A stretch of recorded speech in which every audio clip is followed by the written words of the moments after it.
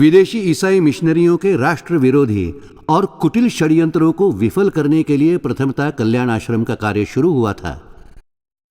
लेकिन वनवासी बंधुओं की सेवा और उनके सर्वांगीण विकास के लिए रचनात्मक कार्य खड़ा करना ही कल्याण आश्रम का मूल ध्येय होने के कारण कल्याण आश्रम के कार्यकर्ताओं ने ईसाई धर्म या उनके धर्म ग्रंथ की कभी निंदा नहीं की। कल्याण आश्रम का ध्येय अभी भी कितना दूर है बाला साहब जानते थे। देश के उत्तर पूर्व राज्यों में बसे वनवासी बंधुओं में जागृति लाने का काम कल्याण आश्रम को अब करना था। वहां के बंधुओं को यह विश्वास दिलाना, अनुभव कराना आवश्यक था कि वे अकेले नहीं हैं, देश उनके साथ है। इसलिए बाला साहब ने उत्तर पूर्वी राज्यों का प्रवास किया। नागालैंड के कोहिमा जाकर बाला साहब ने नागालैंड की धार्मिक नेता नागा रानी मां गाइदी लुइंग से भेंट की। ब्रिटिश शासन और विदेशी ईसाई मिशनरियों के विरुद्ध उन्होंने बड़ा संघर्ष किया था। बाला साहब ने कल्याण आश्रम के कार्य के लिए रानी मां का संरक्षण प्राप्त किया। नागालैंड के बाद बाला साहब शिलांग पहुंचे। नार्तियांग गए। वहां माई पासा नामक वृद्ध महिला ने बहुत ही स्नेहपूर्वक भोजन बनाया था। उसे खुशी थी कि कोई विदेशी ईसाई पादरी नहीं बल्कि कोई हिंदू पादरी भोजन के लिए आ रहा है। इस तरह सभी का सहयोग बाला साहब को अपने कार्यों में मिला। देश के सामान्य नागरिकों को कल्याण आश्रम के कार्य की जानकारी देकर वनवासी जीवन से जोड़ने की आवश्यकता थी। इसके लिए बाला साहब का 71वां जन्मदिन मनाने का निर्णय हुआ।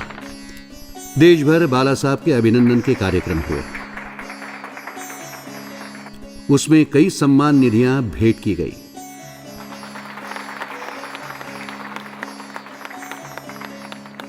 उसी दौरान 8 सितंबर 1984 को बाला साहब की धर्मपत्नी प्रभावती जी का दिल का दौरा पड़ने से निधन हुआ।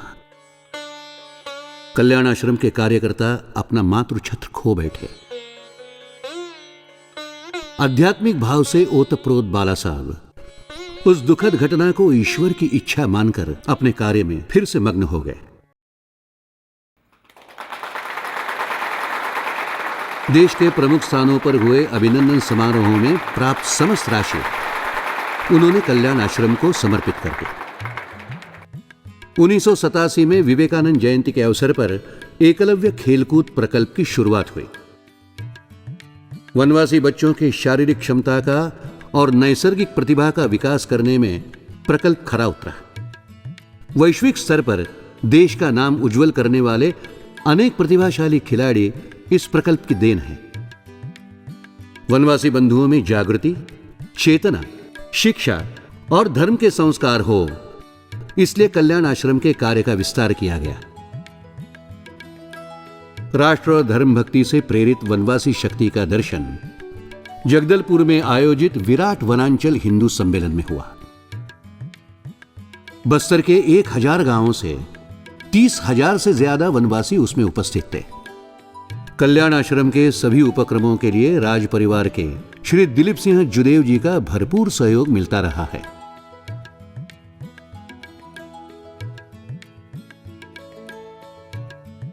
कल्याण आश्रम के कार्य की ये सारी उपलब्धियां बाला साहब की कार्यशैली की ही देन है। उन्होंने अपने चिंतन और अनुभव से सेवा, अस्मिता जागरण, संस्कार और संघर्ष के आधार पर यह कार्यशैली विकसित की थी। उनके विचार से कार्य को गति देने के लिए केवल उपक्रम नहीं बल्कि कार्य के लिए आवश्यक वायुमंडल निर्माण करना भी अत्यंत अनिवार्य होता है। 1978 से 1993 तक देश के कोने कोने में जाकर उन्होंने प्रत्येक कार्यकर्ता और हरेक इकाई को मार्गदर्शन दिया।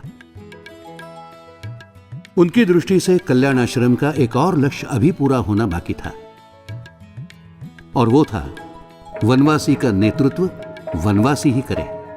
30 सितंबर 1993 को कटक में आयोजित अखिल भारतीय कार्यकर्ता सम्मेलन में बाला साहब ने कल्याण आश्रम के कार्यकारी राष्ट्रीय अध्यक्ष का नाम घोषित किया। जगदेव राम उरांव यानी मैं अपने आप को भाग्यशाली मानता हूं कि कल्याण आश्रम के साथ मैं बचपन से जुड़ा हुआ हूं। मेरा व्यक्तित्व कल्याण आश्रम के संस्कार की ही देन है। बाला साहब ने अथक परिश्रमों से हम सभी कार्यकर्ताओं की क्षमताओं का विकास किया है।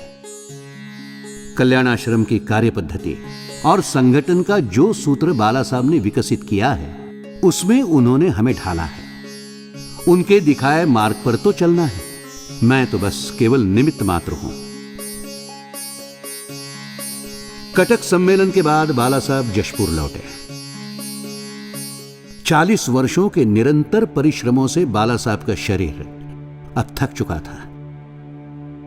15 अप्रैल 1995 को उन्होंने हैदराबाद स्थित रामकृष्ण आश्रम के स्वामी रंगनाथ नंद जी महाराज को पत्र लिखा।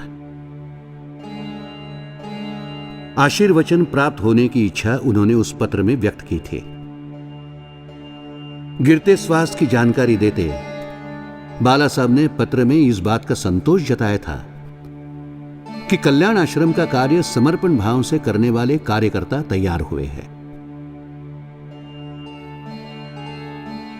21 अप्रैल 1995 के दिन अपने कुल देवता का प्रसाद ग्रहण करने के बाद परिजनों से बात करते करते इस शांतचित्त वनयोगी ने अपना शरीर त्याग दिया।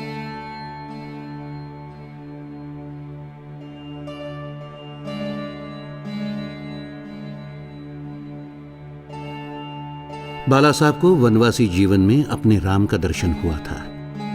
अपने अनुभव के आधार पर वे कहते थे कि वनवासी सरल हृदय निष्कपट होते हैं। उनके जीवन की समस्या उनसे समरस होकर ही समझी जा सकती है। शिक्षा, चिकित्सा का अभाव और दरिद्रता ही उसकी समस्याएं हैं। हम इन कमियों को दूर करेंगे तो वनवासी विश्वास के साथ हमारा होता है। वो मिशनरियों के जाल में नहीं फंसता क्योंकि वो अपने धर्म से प्रेम करता है। वनवासी प्रेम का भूखा है। हमारे प्रेम से वो हमारे पास आता है, यही हमारा बल है। बाला साहब ने दिखाए हुए इसी मार्ग पर हम चल रहे हैं और हमारा लक्ष्य बाला साहब के आशीर्वाद से ही पूरा होगा। जन्मशती के अवसर पर बाला साहब को शत शत प्रणाम। वो चंदन भी क्या चंदन है,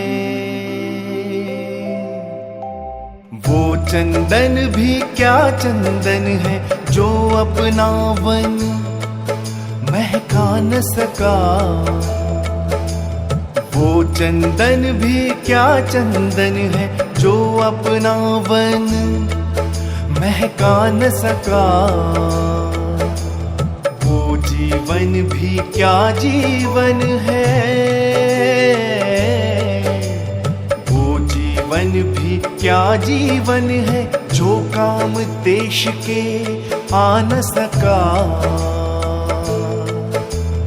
वो जीवन भी क्या जीवन है, जो काम देश के आ न सका। वो चंदन भी क्या चंदन है।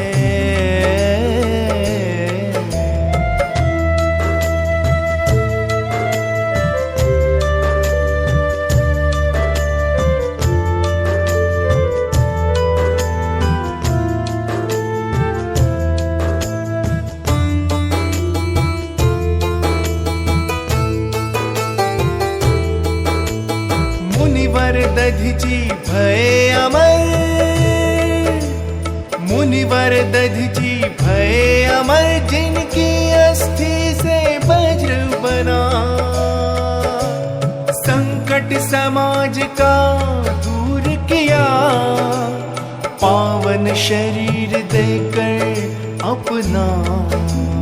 वो चंदन भी क्या चंदन है।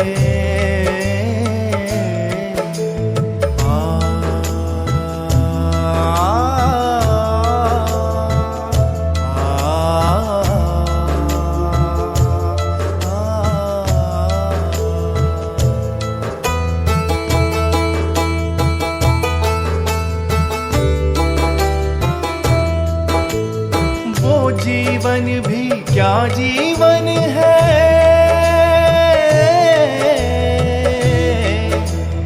वो जीवन भी क्या जीवन है जो प्राण प्रसून चढ़ा न सका। वो जीवन भी क्या जीवन है,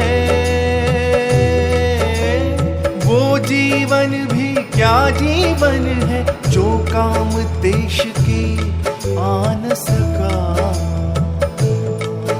ओ जो काम देश के आन सका। वो चंदन भी क्या चंदन है, वो चंदन भी क्या चंदन है जो अपना वन महका न सका। वो जीवन भी क्या जीवन है जो काम देश के आन सका।